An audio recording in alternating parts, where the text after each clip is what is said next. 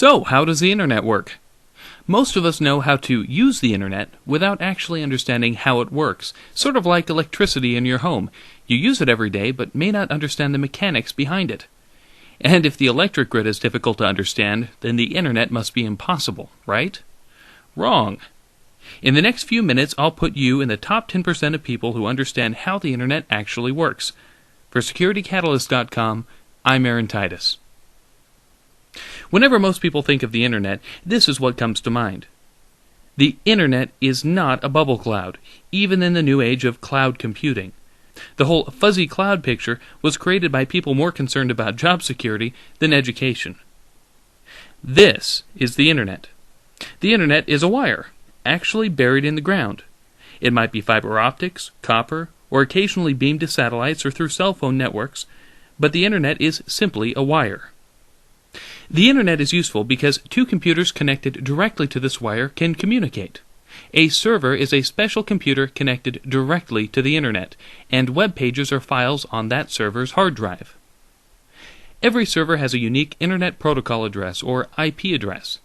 Just like a postal address, IP addresses help computers find each other. But since 72.14.205.100 doesn't exactly roll off the tongue, we also give them names like Google.com, Facebook.com, or SecurityCatalyst.com. So this is how it works. Your computer at home is not a server, because it's not connected directly to the internet. Computers you and I use every day are called clients, because they're connected indirectly to the internet through an internet service provider. Here we'll pretend that this is my home laptop and I'm using DSL. Now let's pretend that I want to visit AOL.com, which is coincidentally both a server and an ISP. I hop onto my laptop with DSL, go through my ISP, onto the internet, and look at AOL.com. My computer connects with AOL.com, and I can look at its web pages. Now let's say that I want to send an email to Aunt Ruth. Aunt Ruth has AOL dial-up from home, and I've got a Gmail account. I log on to gmail.com and compose a message to Aunt Ruth's email address, auntruth@aol.com. Once I click send, gmail.com sends the email to AOL.com. The next day, Aunt Ruth dials into AOL servers and retrieves the email. Whenever an email, picture, or web page travels across the internet, computers break the information into smaller pieces called packets. When information reaches its destination, the packets are reassembled in their original order to make a picture, email, web page, or tweet. Okay, so imagine you're at work sitting next to your boss, and you're both surfing online.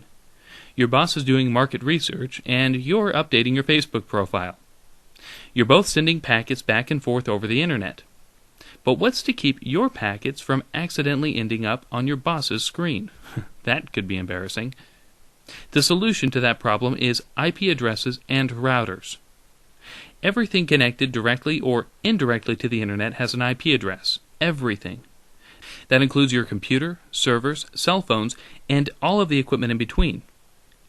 Anywhere two or more parts of the internet intersect, there's a piece of equipment called a router. Routers direct your packets around the internet, helping each packet get one step closer to its destination. Every time you visit a website, upwards of 10 to 15 routers may help your packets find their way to and from your computer. Imagine each packet as a piece of candy wrapped in several layers. The first layer is your computer's IP address. Your computer sends the packet to the first router, which adds its own IP address.